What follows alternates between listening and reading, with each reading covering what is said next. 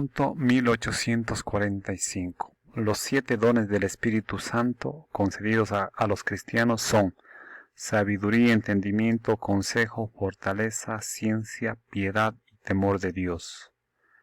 Artículo 8. El pecado. 1. La misericordia y el pecado. Punto 1846. El Evangelio es la revelación en Jesucristo de la misericordia de Dios con los pecadores. El ángel anuncia a José: tú le pondrás por nombre Jesús, porque él salvará a tu pueblo de sus pecados. Y en la institución de la Eucaristía, sacramento de la redención, Jesús dice: esta es mi sangre de la alianza que va a ser derramada por muchos para remisión de los pecados. Punto 1847. Dios nos ha creado sin nosotros, pero no ha querido salvarnos sin nosotros. La acogida de su misericordia exige de nosotros la confesión de nuestras fallas. Si decimos no tenemos pecado, nos engañamos y la verdad no está en nosotros. Si reconocemos nuestros pecados, fiel y justo es Él para perdonarnos los pecados y purificarnos de toda injusticia. Punto 1848. Como afirma San Pablo, donde abundó el pecado, sobreabundó la gracia. Pero para hacer su obra, la gracia debe descubrir el pecado para convertir nuestro corazón y conferirnos la justicia para la vida eterna por Jesucristo nuestro Señor. Como un médico que descubre la herida antes de curarla, Dios, mediante su palabra y su espíritu, proyecta una luz viva sobre el pecado. La conversión exige el reconocimiento del pecado y siendo una verificación de la acción del Espíritu de la verdad en la intimidad del hombre, llega a ser al mismo tiempo el nuevo comienzo de la dádiva de la gracia y del amor, recibir el Espíritu Santo. Y así pues es convencer en lo referente al pecado. Descubrimos una doble dádiva, el don de la verdad de la conciencia y el don de la certeza de la redención. El espíritu de la verdad es el Paráclito. 2. Definición de pecado. Punto 1849. El pecado es una falta contra la razón, la verdad, la conciencia recta. Es faltar al amor verdadero para con Dios y para con el prójimo, a causa de un apego perverso a ciertos bienes. Hiere la naturaleza del hombre y atenta contra la solidaridad humana. Ha sido definido como una palabra, un acto o un deseo contrarios a la ley eterna. Punto 1850. El pecado es una ofensa a Dios. Contra ti solo he pecado, lo malo a tus ojos cometí. El pecado se levanta contra el amor de Dios, nos tiene y aparta de Él nuestros corazones. Como el primer pecado es una desobediencia, una rebelión contra Dios por el deseo de hacerse como dioses, pretendiendo conocer y determinar el bien y el mal. El pecado es así, amor de sí hasta el desprecio de Dios. Por esta exaltación orgullosa de sí, el pecado es diariamente opuesto a la obediencia de Jesús que realiza la salvación. Punto 1851. En la pasión, la misericordia de Cristo vence al pecado. En ella es donde éste manifiesta mejor su violencia y su multiplicidad, incredulidad, rechazo y burlas por parte de los jefes y del pueblo, debilidad de Pilato y crueldad de los soldados, traición de Judas tan dura a Jesús, negaciones de Pedro y abandono de los discípulos. Sin embargo, en la hora misma de las tinieblas y del príncipe de este mundo, El sacrificio de Cristo se convierte secretamente en la fuente de la que brotará inagotable el perdón de nuestros pecados. 3. La diversidad de pecados. Punto 1852. La variedad de pecados es grande. La Escritura contiene varias listas. La carta a los Gálatas opone las obras de la carne al fruto del Espíritu. Las obras de la carne son conocidas: fornicación, impureza, libertinaje, idolatría, hechicería, odios, discordias, celos, iras, rencillas, divisiones, disensiones, envidias, embriagueces, orgías y cosas semejantes, sobre las cuales os prevengo, yo ya os previne, que quienes hacen tales cosas no heredarán el reino de Dios. Punto 1853. Se pueden distinguir los pecados según su objeto, como en todo acto humano, o según las virtudes a las que se oponen, por exceso o por defecto, o según los mandamientos que quebrantan. Se los puede agrupar también según que se refieran a Dios, al prójimo o a sí mismos. Se los puede dividir en pecados espirituales y carnales, o también en pecados de pensamiento, palabra, acción u omisión. La raíz del pecado está en el corazón del hombre, en su libre voluntad, según la enseñanza del Señor.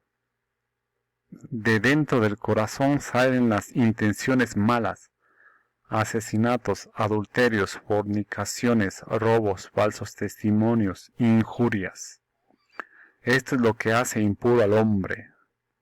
En el corazón reside también la caridad, principio de las obras buenas y puras, a las que hiere el pecado. 4. La gravedad del pecado, pecado mortal y venial. Punto 1854. Conviene valorar los pecados según su gravedad. La distinción entre pecado mortal y venial, perceptible ya en la Escritura, se ha impuesto en la tradición de la Iglesia. La experiencia de los hombres la corroboran. Punto 1855. El pecado mortal destruye la caridad en el corazón del hombre por una infracción grave de la ley de Dios. Aparta al hombre de Dios, que es su fin último y su bienaventuranza, prefiriendo un bien inferior. El pecado venial deja subsistir la caridad, aunque la ofende y la hiere. Punto 1856.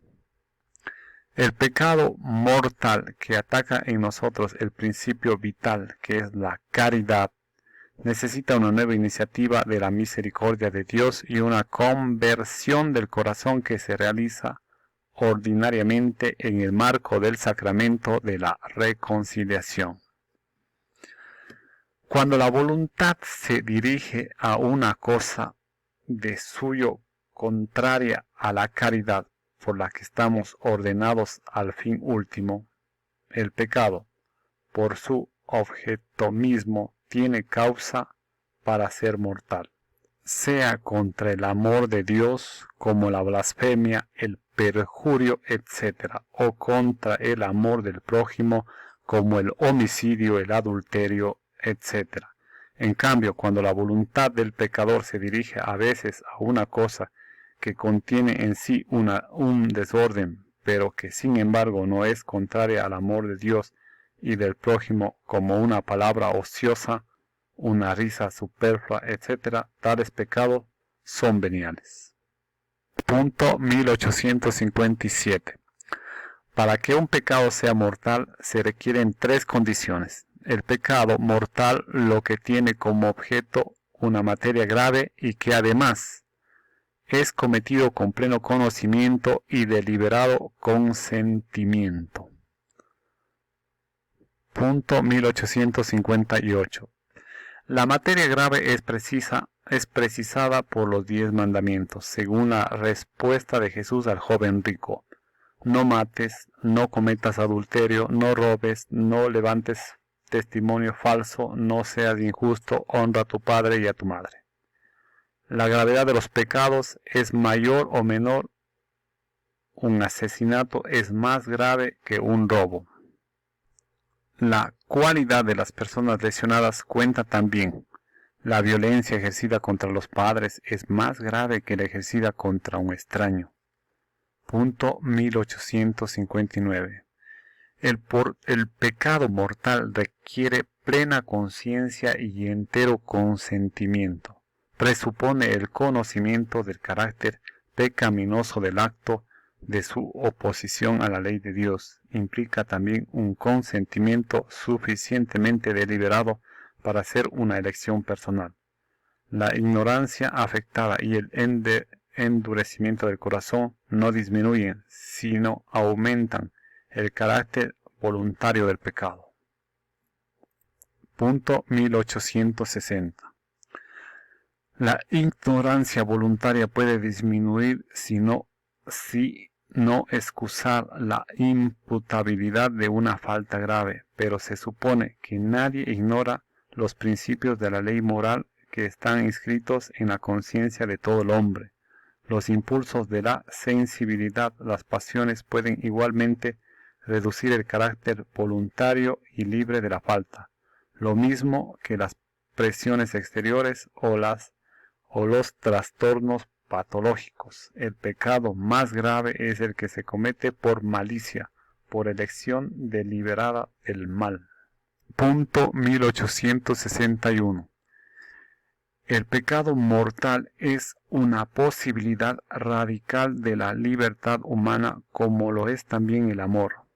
Entraña la pérdida de la caridad y de la privación de la gracia santificante, es decir, del estado de gracia. Si no es rescatado por el arrepentimiento y el perdón de Dios, causa la exclusión del reino de Cristo y la muerte eterna del infierno, de modo que nuestra libertad tiene poder de hacer elecciones para siempre, sin retorno.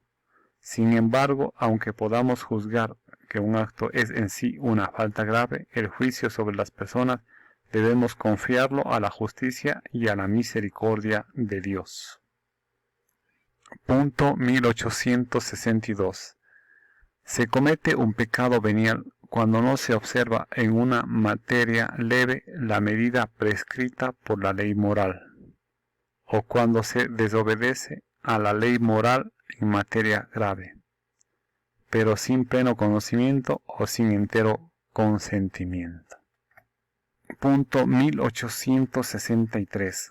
El pecado venial debilita la caridad, entraña un afecto desordenado a bienes creados, impide el progreso del alma en el ejercicio de las virtudes y la práctica del bien moral, merece penas temporales.